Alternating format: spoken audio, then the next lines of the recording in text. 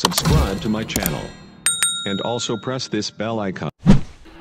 Hi guys, akkam jirtuu hordoftoota kabajamtootaa fi jaallatamtoota maatii shakuumaan ani nagaa kiyya galanni waaqayyo nagaa isiniin jecha sin akkam nagaa keessaniin jecha har'a viidiyoo tokko qabadhee isiniif dhiyaadhee jira. Viidiyoon kiyya maalee tureyyuu waa'ee paaspoortii chaanala garaagaraa sooshaal miidiyaa garaagaraa qabattanu isiniif qabadhee dhufe. Paaspoortiin yeroo paaspoortii jechuun mi'a sooshaal miidiyaa keessaa waan tokkodha. Mi'a waan fayyadamtan yookiin qulfii waan fayyadamtanii tokko jechuudha. Kanaaf qulfii yookiin paaspoortii sooshaal miidiyaa isin fayyadamtanu haala salphaa ta'e yookiin karaa bareedaa ta'e tokkoon qabadhee isiniif dhiyaatee jira. Fakkeenya isiniif haa fudhadhu. Paasbuuka miti feesbuuka jechuudha. Yoo paaspoortii isaa dagattan yookiin raqama yookiin nambara ittiin banatan sana hin qabaanne feesbuuka sana yookiin ni guddan isin qaadiyaan keessan ni gattanii bira tartanii jechuudha. Hin gatina. Karaa salphaatu jira hin gatina feesbuuka. Thank you very much. Hin gatina. Karaa salphaa kana argachuudhaaf shakuumaan sabiskiraayib godhaatiin laayik godhaa hordofa. Viidiyoo isaa qabatee guutuu isiniif dhufuudhaaf qophiidha jechuudha. Irraas har'a qabadhee kan isiniif dhufe ni jira. Kanaaf har'uma dhaggeeffadhaa isa mamma kottaa isa lattoo miti addee. Kanaaf jechuudha har'a waa'ee paaspoortii qabadhee isiniif dhiyaadhee jira.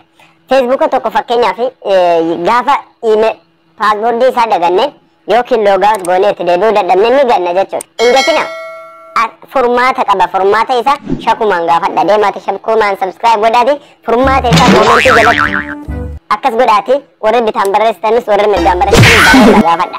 Inni karaa gabaabaan isiniif dhiyeessuu hin danda'a. Kanaaf dhaggeeffattoota amma kottaati sappiraayit godha. Sappiraayit. No. Subscribe. Nope. Subscribe. Subscribe godha. Subscribe gochuun dagatina. Haaluma kanaani waa'ee gara barnoota keenyaatti osoo hin dabarfatin YouTube chaanala qaba. YouTube chaanalli kiyyas kunoo bukkee irratti argitan kana YouTube chaanala kiyya subscribe gochuudhaan hanga dhumaatti na hordofaa isiniin jecha dhimma feesbuukaa irratti paaspoortii feesbuukaa wal qabatee chaanala fedhe dhimma paaspoortiiti walumaa galatti dhimma paaspoortii irratti viidiyoo gabaabduu qabadhee isiniif dhiyaadhee jira. Viidiyoo lammataa irratti warreen feesbuuka kiyya namaaf kennuu hin barbaadu yookiin jawwaala biraa irratti loogaawut gochuu hin barbaadu. Yoon loogaawut gochuu barbaade furmaanni maanni kan jedhu furmaata kanaa qabadhee isiniif dhufuudhaaf qophiidha. Viidiyoo kana jalatti koomentii keessaniif laayikii keessan akkasuma yaada keessan ilaaleetin amilee agamiinaaf qabdu jedhee ilaaleetin isiniif dhiyeessa.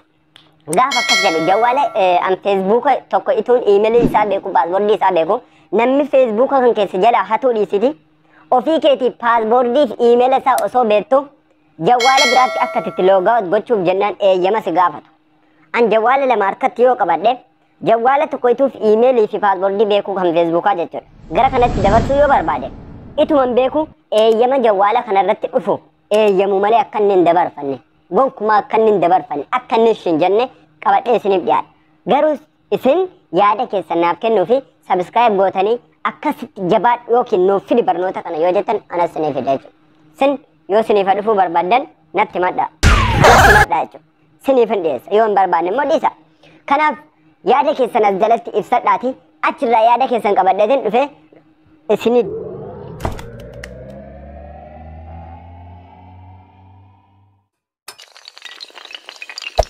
Hey there. Subscribe to my channel, and also press this bell icon. Screen isin fideetiin jira guyyaa hadhaa barnoonni nuti qabannee dhumne maali yoo jettan waa'ee paaspoortii garaagaraa irratti qabadhee isiniif dhiyaadhee jira. Dhimma kana irratti isinii qabadhee isiniif dhiyaadheetiin jira. Har'a maal goona mee fakkeenya fudhannee kan feesbuukaa waliin haa ilaallu. Kan feesbuukaa waliin haa ilaallu. Osoo gara achi hin deemin dura feesbuukii kiyyas sin beeksisuu barbaada. Feesbuukiin kun feesbuuka kiyyadha. Facebook kana jala yoo following gootanii hordoftan waan baay'ee argachuu dandeessanii jechuudha. Facebook kana jala waan baay'ee argachuu dandeessan. Akkasuma peejii mataa kiyyaan qaba. Peejii kiyya argachuudhaafis jechuudha. Kunoo maqaan isaas akkuma argaa jirtan hamiyyee peej kan jedhu kun hammi kiyya jechuudha. Peejii kanas follow gochuudhaan na hordofaa isiniin jecha. Akkasuma YouTube channel qaba. YouTube asinitti mul'atu kana kan asirratti argitan kanadha. YouTube channel kiyyadha kun. YouTube channel kiyya subscribe viidiyoolee garaagaraa jalatti argamu hordofuu dandeessan. Viidiyoo gara subscribe gochuudhaaf bakkatti subscribe jettu kana subscribe yoo gootan akkasuma mallattoo notification boolduratti isiniif dhuftu yoo bantan viidiyoo gabaabaa viidiyoo haala salphaa ta'een yookiin karaa gabaabaa ta'een viidiyoo jala jiru argachuu dandeessan. Okay, gara barnootaatti isin haa dabarsu. Barnoonni keenya har'a Google irratti fayyadamna. Google keessanii irra erga dhuftanii mallattoo logo profile keessanii bakka kana gadi cuqaaftan. Logo profile keessanii erga haala kanaan bakka kana logo profile keessanii erga gadi cuqaaftanii kunoo haala kanaan isinii ba'a. Erga inni haala kanaan isiniif ba'e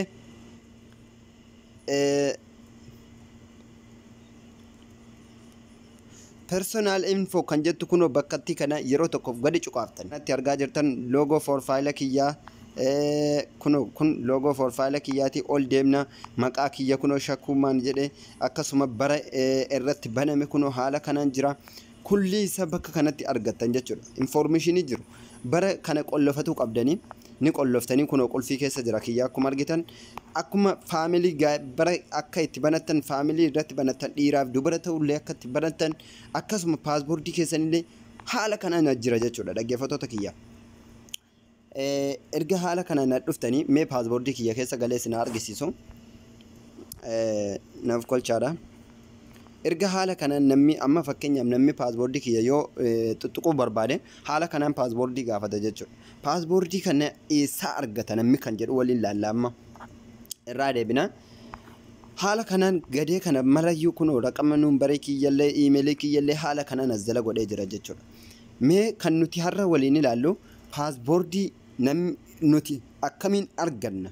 Paaspoortii waan dagannee sooshaal miidiyaa dagannee eessaan arganna kan jedhuuf security kan jedhu kana gadi galla jechuudha. Mee security kan jettu kana erga gallee ol waamtanii informationii adda addaa jira as keessa informationii jiru ilaaltanii sirreeffachuu dandeessan dhaggeeffattoota kiyya. Kan nuti har'a ilaallu waa'ee paaspoortii waan ta'eef paaspoortii manaajer kan jedhu kana jechuudha yeroo tokkoof gadi galtan. Erga haala kanaan gadi galtanii akkuma argaa jirtan Facebook, Google, Gostarreen, Feestanii, Paayistii, Snapchat, Twitter, Wish, Zoom kana fayyadama jechuudha. Aappilee fayyadamu kana keessa aappii tokko irratti fakkeenya fudhadhee isin argisiisu. Amma Facebook fakkeenya fudhadhe.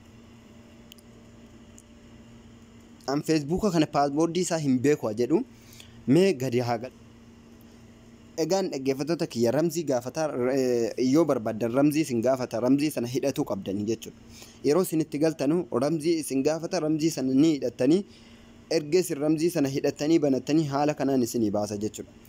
Amma kun nambara ittiin banadhe haa jennu nambara ilaala rakkoon qabu nambarree irra hin jiru asumatti argisiisu malee paaspoortii kana kunoo akkuma asitti lakkoofsatti naa deebi'a jechuudha yookiin qubeetti naa deebi'a waan ittiin hidhadhe sanitti naa deebi'a jechuudha dhaggeeffattoota kiyya.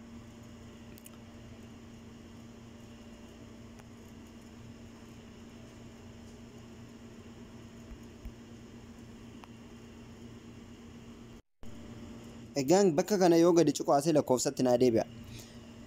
Mee kana Facebook waan argisiisuu hin barbaanneef sooshaal miidiyaa biraa irratti isin argisiisa. Mee Goostar Reemii kana keessatti isin argisiisu.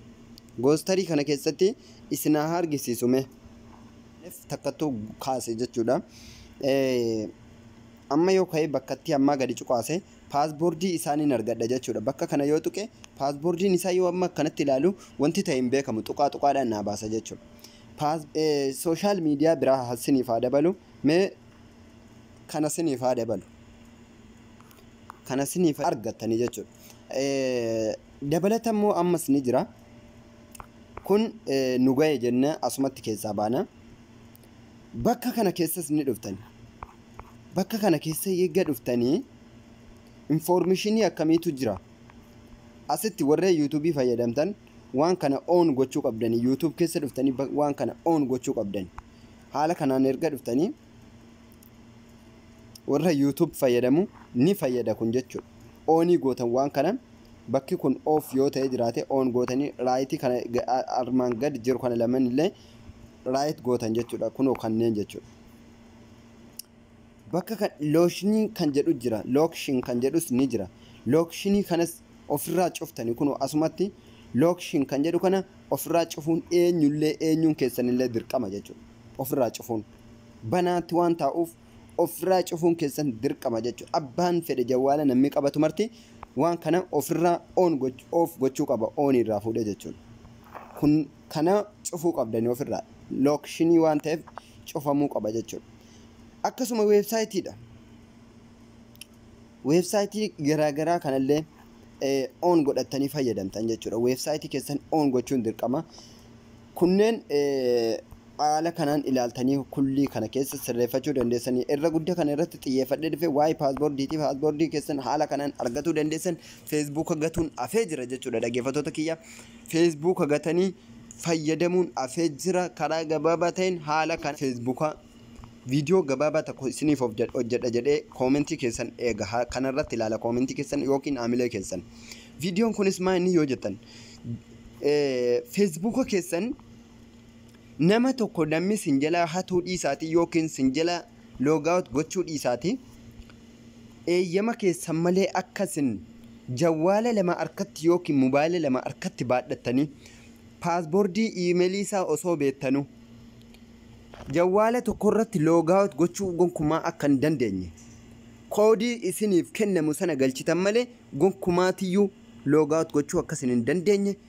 Feesbuuka barnoota kana ni barbaanna itti fayyadamna yoo jettan koomentii viidiyoo kanaa jalatti yaada keessan naaf ibsaa isiniin jedha dhaggeeffattoota kee. Garuu barnoonni kun osoo baay'ee fudhatamaadha yookiin osoo gadhiisee jaallatamaadha jedhee yaada. Garuu anis gaafa waan tokko jedhu irraa fayyadamuuf yaada kana ibsachuu keessanii fi koomentii jalatti yaada keessan kennadhaa.